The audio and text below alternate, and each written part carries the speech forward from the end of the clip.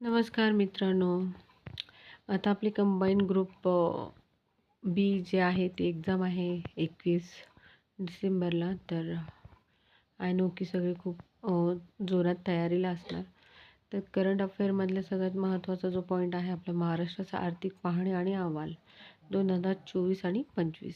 तर यामध्ये आपल्याला बघा राज्य अर्थसेवाबद्दल विचारण्यात येईल किंवा GSVAमधील जी अपेक्षित वाढ आहे 23-24मध्ये ते पण विचारण्यात येईल. जे महत्त्वाचे मुद्दे आहे मी तुम्हाला इथे क्लिअर करणार आहे. आता आपण इथे बघत असाल बघा राज्य अर्थव्यवस्था. आता याच्यामध्ये काय माहिती का, राज्याची जी अर्थव्यवस्था आहे 2024-25मध्ये ते राज्याच्या अर्थव्यवस्थेची जे अपेक्षित वाढ होती ते किती 7.3% होती. तर आपण एक लक्षात ठेवायचं, एक ट्रिक्स कोणत्याही याच्यामध्ये एक ट्रिक्स करा कधी पण. तर याचं कॅल्क्युलेशन आपण काय करू शकतो, इथे 10 लिहू शकतो. 7 + 3 10. तर मग हा लक्षात आकडा ठेवायचा, कारण जेव्हा आपल्याला काही जर प्रश्न आले आणि आपल्याला ऑप्शन आला तर ऑप्शनमध्ये आपण लगेच क्लिक करू शकतो 7.3%. तर हे एक लक्षात असू द्या, ठीक आहे. आता बघा देशाच्या अर्थव्यवस्थेची अपेक्षित वाढ 6.5% याच्या तुलनेत जास्त आहे. कशाच्या? या राज्याच्या अर्थव्यवस्थेच्या तुलनेत जास्त असं सांगितलेलं आहे. आता बघा वास्तविक स्थूल राज्य जे आहे ते मूल्यवर्धी म्हणजे GSVAमधील जी अपेक्षित वाढ आहे ते अपेक्षित वाढ इथे 3 प्रकारामध्ये दिलेले आहे. जसे की कृषी व संलग्न कार्य ते 8.7% दिलेले आहे. उद्योग जे आहेत ते 4.9% आहे आणि सेवा जी आहे ती 7.8% आहे. आता बघा अंदाजित संकेतिक जे आहे नॉर्मली स्थूल राज्य उत्पन्न ते GSVE म्हणजे आपल्याला इथे दिलेलं आहे बघा. हे जो आकडेवारी दिलेली आहे ना, ते अंदाजित सांकेतिक जे आहे ते स्थूल राज्य उत्पन्नाची आकडेवारी दिलेली आहे. ह्या प्रकारे हे जे आहे ते राज्याची अर्थव्यवस्था 2024-25मध्ये दिले आहे. तुम्ही यांना साधारणतः 4 ते 5 वेळेस पण या गोष्टी रिपीट केलं तर आय नो की या गोष्टी तुमच्या डोक्यामध्ये कन्फर्म पाठ होऊन जाणार, ठीक आहे. करंट अफेअरला शक्यतो काही गोष्टी पाठ करणं गरजेचं आहे आणि काही गोष्टी लक्षात ठेवणं फार गरजेचं आहे. आता बघा याच्यामध्ये दिलेले पहिले सुधारित अंदाज काय आहे 2023-24. आता बघा फर्स्टमध्ये काय आहे, पहिल्या जे सुधारित अंदाज आहे ते अंदाजित सांकेतिक स्थूल राज्य उत्पन्न किती किती दिली आहे ती, म्हणजे याच्यामध्ये हा पण आकडेवारी दिलेला आहे बघू शकतात. तर हे पहिले अंदाजित सुधारित अंदाज जे आहे ते 2023-24चे इथे मेन्शन केलेले आहे, आपण बघू शकता, ठीक आहे. आपण हवा असेल तर या गोष्टीचं स्क्रीनशॉट पण काढून घ्या, ठीक आहे. तर ह्या प्रकारे हे इथे सगळं आपण बघितलं आहे, असं ते मेन्शन केलेलं आहे, ठीक आहे. आता याच्यात आपण बघताय की क्षेत्रनिहाय सांकेतिक GSVमधील जो हिस्सा आहे 2023-24 आहे ना, सेवा क्षेत्र किती 63.8% सेवा क्षेत्र दिलेलं. तर ह्या सगळ्या गोष्टी फार इम्पॉर्टंट तर आहेच. तुम्ही स्क्रीनशॉटही काढू शकता, ठीक आहे. आता बघा सगळ्यात महत्त्वाचं म्हणजे हा एक प्रश्न तुम्हाला येऊ शकतो, शुअरली मी सांगते, कारण पंतप्रधान जनधन योजना हे विचारलं तर जातंच आपल्याला.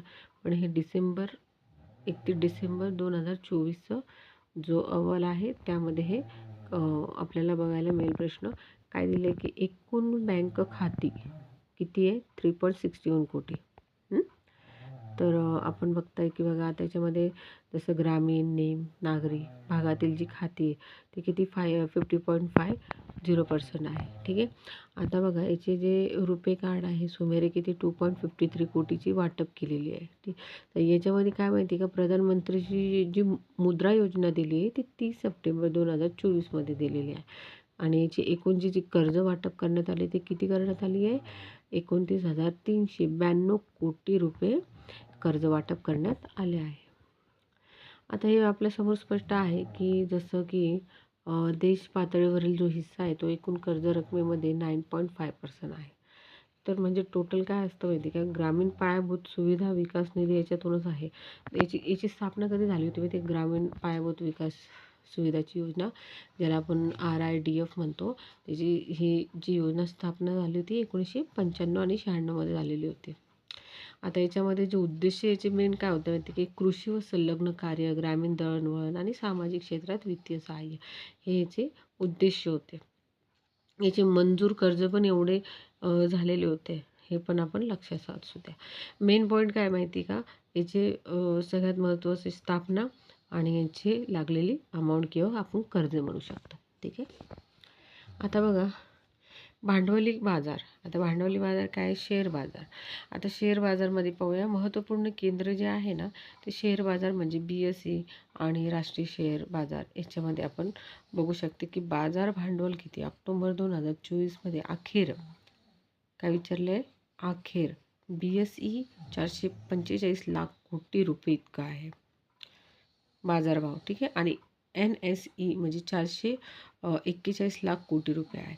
आता याचं टोटल विमा क्षेत्र किती दिले माहिती का, नवीन आयुष्यामध्ये विमा प्रीमियर आहे 2023-24 देशाच्या एकूण नवीन प्रीमियरमध्ये राज्याचा वाटा 28.60% होता. किती 28.60%. तर या प्रकारे आपण बघू शकतात की सगळ्या गोष्टी इथे मेन्शन केलेल्या आहे. हे सिम्प्लिफाईड आहे इयर ऑफ बुक 2026. तर या प्रकारे आपण बघाल की एक एक पॉईंट्स आपल्याला लक्षात येईल की फार गरजेचं बुक आहे आणि याच्यातले हे पॉईंट्स पण फार गरजेचे बुक आहे. आणि हां मित्रांनो, आपल्याला हा पण एक टॉपिक फार महत्त्वाचा आहे. खरीप उत्पादनाची अपेक्षित वाढ, हे आपल्याला जोड्या लावा पण येऊ शकतं. ठीक आहे. तर हे एक आपण स्क्रीनशॉट काढून घ्या. तसं तृणधान्य किती एकूण 50.60% आणि म्हणजे वाढ सांगितलेली मागील वर्षाची. आपण 2024-25 बोलू शकता. ठीक आहे. आता बघा कडधान्य 48.1% वाढ आहे. आता तेलबिया किती आहे? तेलबिया एकूण म्हणजे 26.9% वाढ आहे. कापूसचं किती आहे? किती आहे कापूसचं? 10.8%ची वाढ आहे. ठीक आहे. या प्रकारे हे फार महत्त्वाचा मुद्दा हा पण तुम्ही स्क्रीनशॉट अथवा स्टॉप करून लिहून घेऊ शकता. फार महत्त्वाचा पॉईंट आहे. फलोत्पादन हा पण एक इम्पॉर्टंट पॉईंट आहे.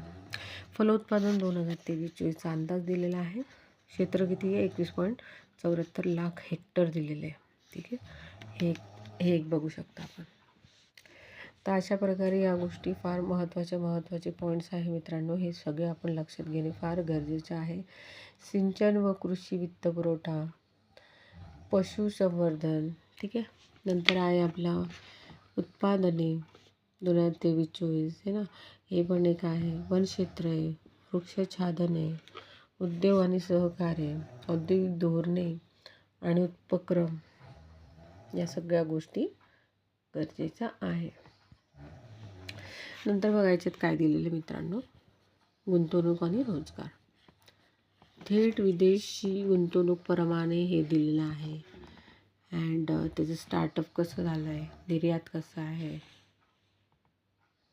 That is very very important points.